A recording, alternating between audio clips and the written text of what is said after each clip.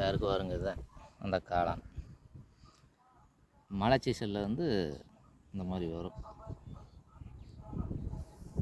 எப்படி இருக்காரு, இது ஒரு 10-50 காளான் வரைக்கும் நம்ம எடுத்து உடனே இது வந்து சமைக்கணும். இல்லை அப்படின்னா பச்சை பசேன்னு வந்து இப்படி உடைச்ச உடனே உள்ள விஷம் மாதிரி பச்சை பசேன்னு இப்போ வெள்ளையாக இருக்கிறது பாருங்கள். இப்படி வெள்ளையாக இருக்கிறது லேட்டாக மஞ்சள் ஆயிரும், விஷமாயிரும்.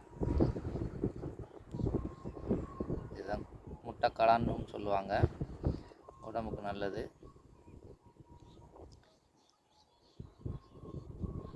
மழை சீசனில் வந்து இந்த மாதிரி வெடித்து வரும். இந்த மாதிரி வரும், தரையில் பூமியில் வெடித்து வரும்.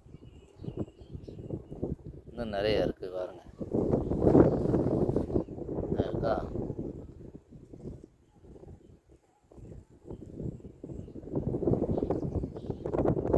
உடனே பச்சை மிளகா போட்டு வெங்காயம் போட்டு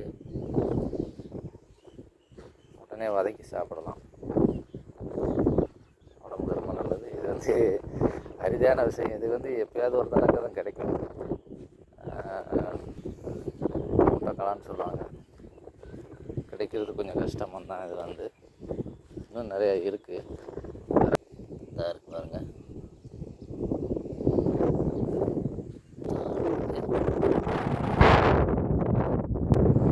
நேரம் மாறிடும்.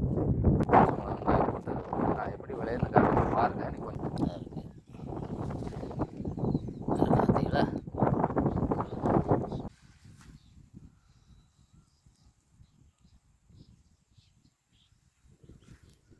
கிடைக்கும் பாருங்கள். நான் சொன்னேன்னா கொஞ்சம் நேரத்துக்குள்ள மஞ்சள் ஆயிருன்னு சொன்னேன்னா பார்த்தீங்களா எப்படி ஆயிடுச்சுன்னு. இப்படித்தான் ஆயிரும். நான் இதை இப்போ போன உடனே அலசி போட்டு இதை வந்து பச்சை மிளகா வெங்காயம் போட்டு வதக்கி சாப்பிடணும். லேசாக எண்ணெயை ஊற்றி விஷக்காளான் ஆயிரும். இந்த விளையிறது தெரியுதா.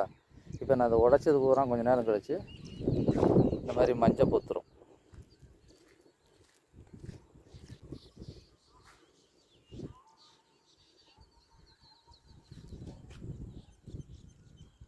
நல்ல உடம்புக்கு நல்லதுங்க. இது எப்பயுமே கிடைக்காத ஒரு விஷயம், அரிதான விஷயம். இப்படி காளான்கள் கிடைக்கிறது வந்து இயற்கையான காளான் வந்து.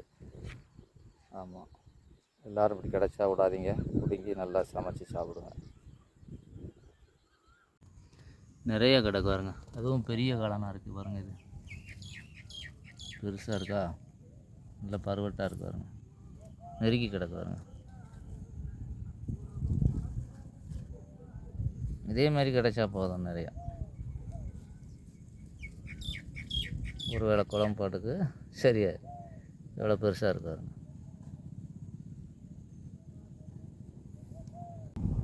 இந்த எத்த பெருசாக இருக்குன்னு பார்த்தீங்களா, ஒரு கோழி குண்டு வீதம்.